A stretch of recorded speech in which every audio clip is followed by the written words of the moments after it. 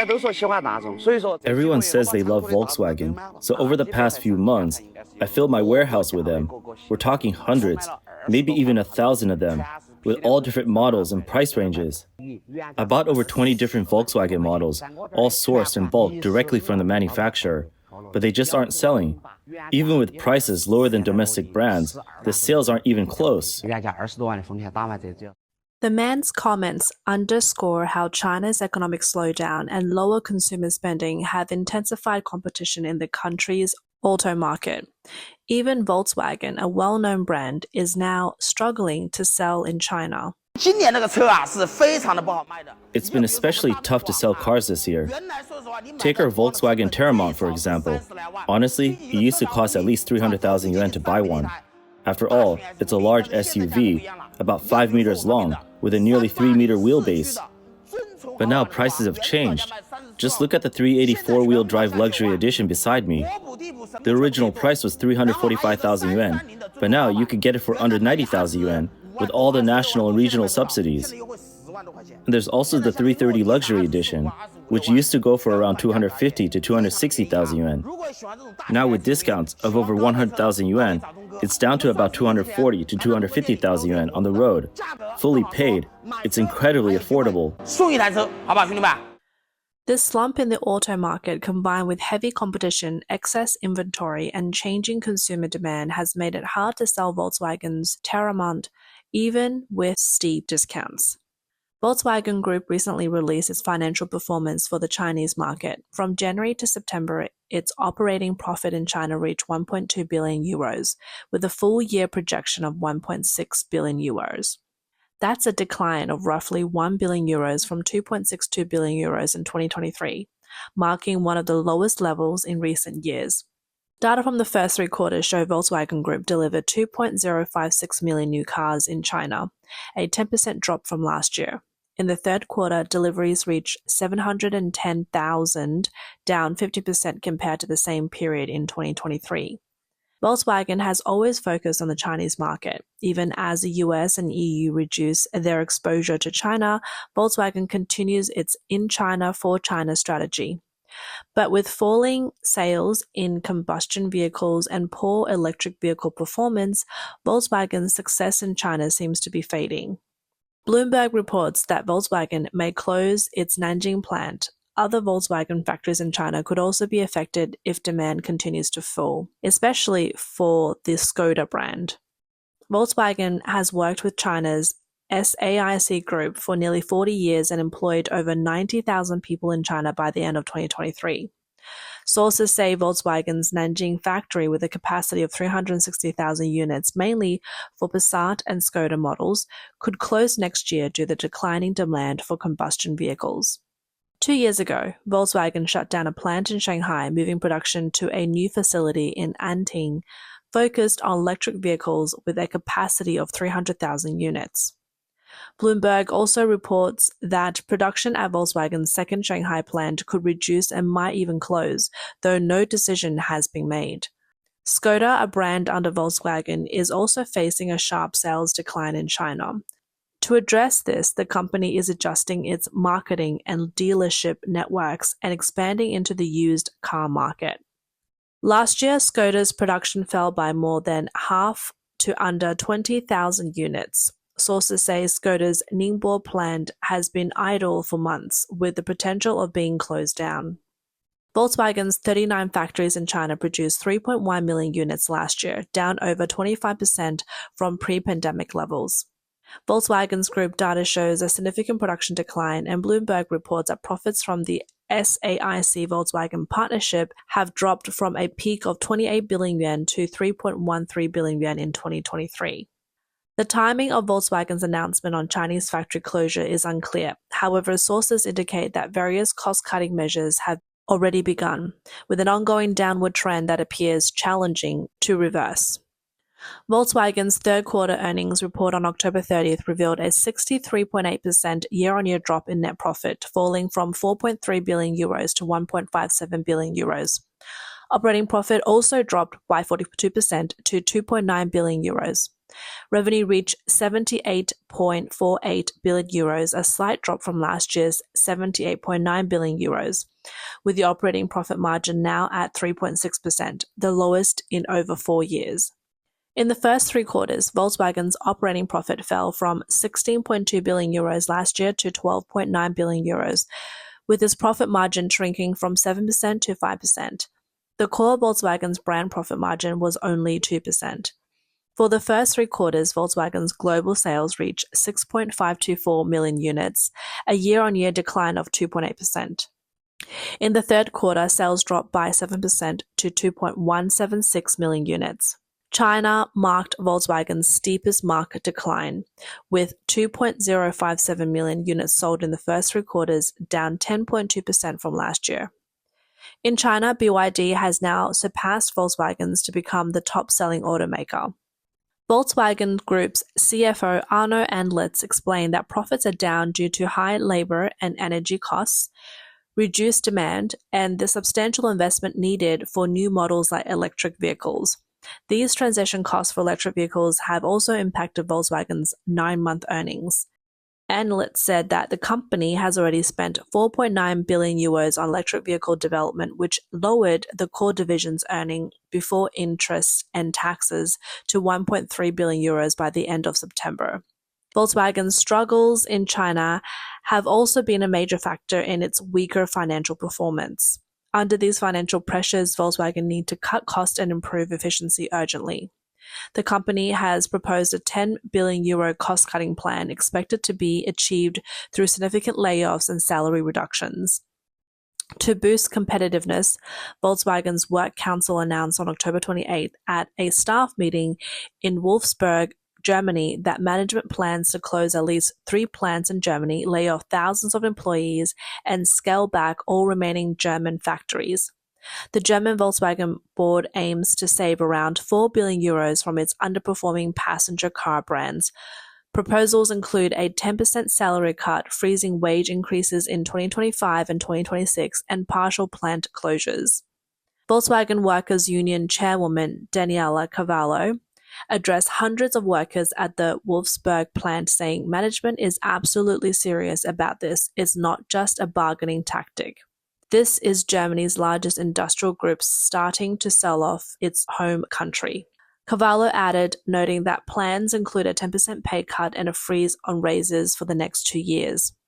Other measures include cancelling bonuses from collective bargaining agreements, resulting in an overall 18% pay cut for some employees, while moving certain jobs abroad or outsourcing them. Cavallo did not specify which plant might close or how many of Volkswagen's roughly 300,000 employees in Germany could be laid off. According to Bloomberg intelligence analyst Michael Dean, Volkswagen could save about 2.5 billion euros annually by closing factories, translating to around 1,900 euros per vehicle sold in Europe. Volkswagen isn't the only automaker facing a sales slump in China. With a weaker Chinese economy, several international and Chinese automakers have also encountered setbacks. General Motors, GM, the American auto giant, recently reported stronger than expected third-quarter earnings overall, but its performance in China fell short. GM's joint venture SAIC GM saw monthly sales plummeted nearly 80% to only 22,000 units, with a loss of $348 million in the first 3 quarters in China. SAIC Group, which was China's top-selling automaker for over a decade, reported a 35% year-on-year drop in vehicle sales in September to 313,000 units, with cumulative sales down 21.6% to 2.6 million units as of October 10. As China's economy slows and competition intensifies in the auto market, foreign companies are gradually withdrawing. Before Volkswagen announced plans to close its Chinese factories, Japan automaker Honda had already begun shutting down its production lines in China.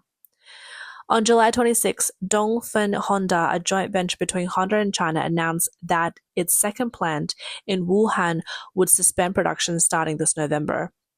Honda has started large-scale layoffs since the end of 2023.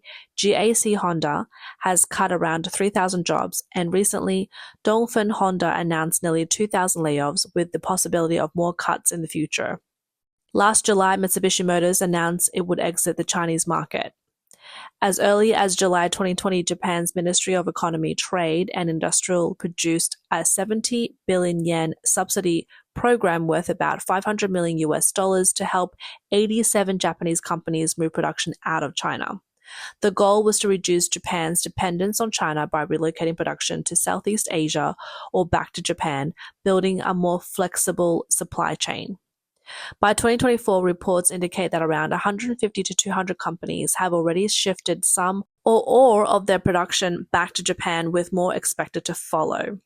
For decades, China's low-cost labor and large consumer market attracted foreign companies to set up factories. But recently, as China's economy has declined, its population has aged, political control has tightened, and tensions with other countries have increased.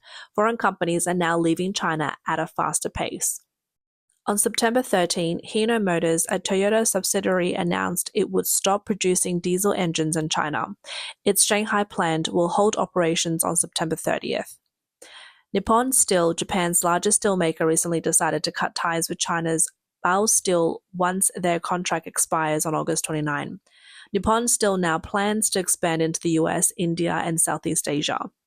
In August, Walmart sold its 8-year stake in JD.com for $3.6 billion, fully exiting as a shareholder. In August, IBM also closed its research institute in China and ended all development projects there.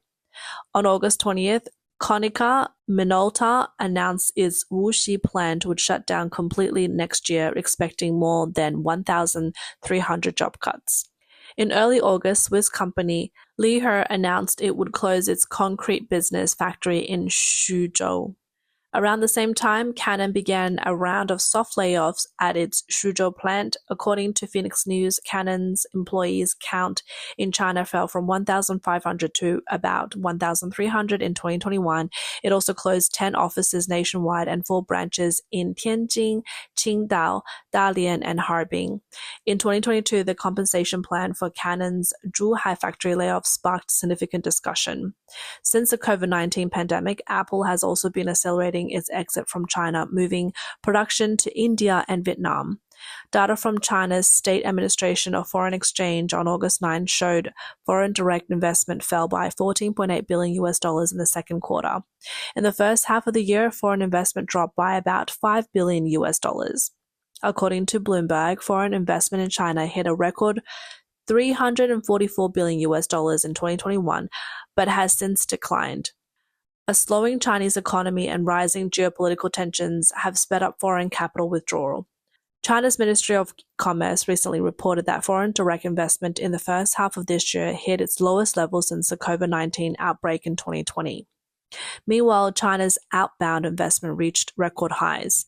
In the second quarter, Chinese companies invested $71 billion overseas, up over 80% year on year. Chinese companies have increased their overseas investment in recent years, especially in projects like electric vehicles and battery plants. Latest data from the State Administration of Foreign Exchange also shows a record trade surplus of $87 billion in the second quarter. According to Nikkei News, in the second quarter, capital outflow from China for factory construction and acquisitions exceeded inflows. This marked only the second instance of negative growth since data collection began in 1998, with outflows exceeding $12 billion in the third quarter of 2023. Professor Elliot Fan of National Taiwan University's Economics Department said, as foreign capital exits at an accelerating pace with no signs of slowing down, the outlook for the next few quarters and at least through next year is not optimistic. He stressed that many foreign companies with major investments in China are now pulling out. Even Chinese companies are relocating production. He expects more foreign firms will leave as they try to avoid tariffs. Professor Xie Tian at the University of South Carolina Aiken told Voice of America that China's auto industry could be the next domino to fall.